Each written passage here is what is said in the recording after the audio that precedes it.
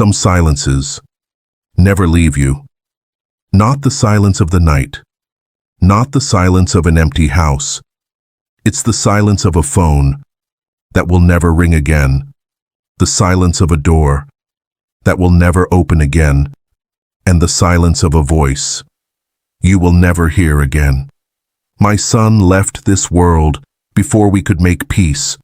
We never said goodbye. We never fixed what was broken between us. And the wall that stood between us, that anger, that pride, it was mine. We had a fight, a big one.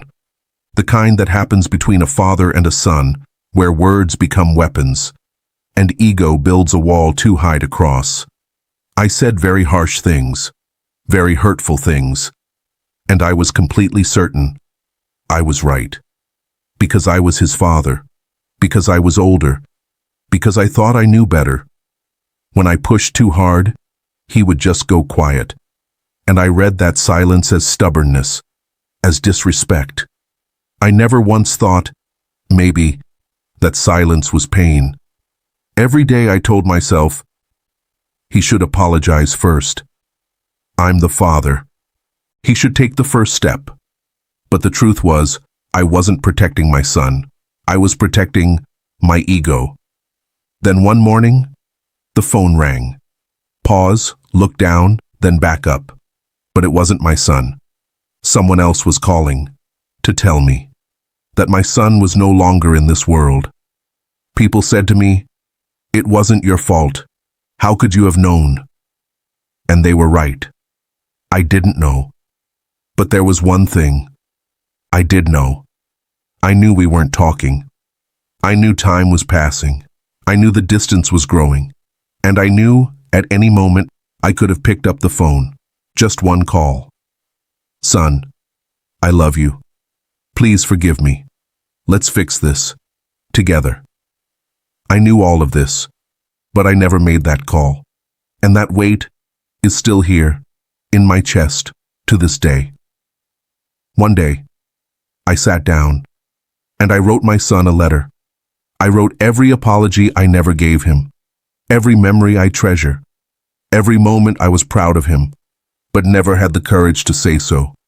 I wrote, "Son, please forgive me. Forgive me for making you feel that my love had conditions. It never did. I loved you, always. But I was a broken man inside, and in my brokenness, I hurt you too. You deserved a gentler father.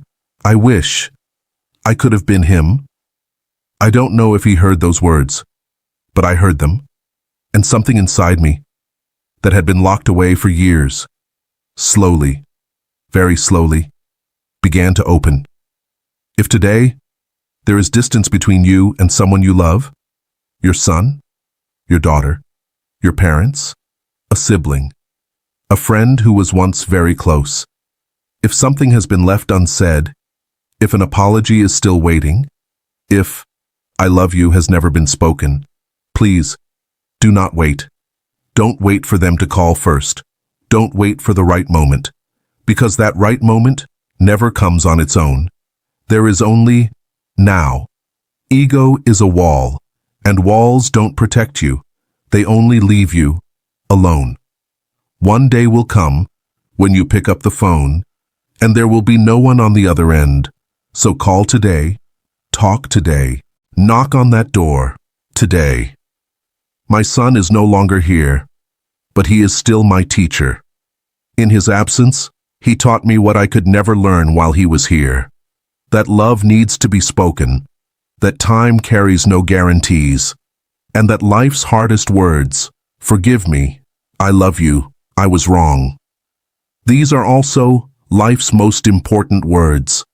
I could not be the father my son needed, but perhaps I can become the person his memory asks me to be, and perhaps that is enough to begin again.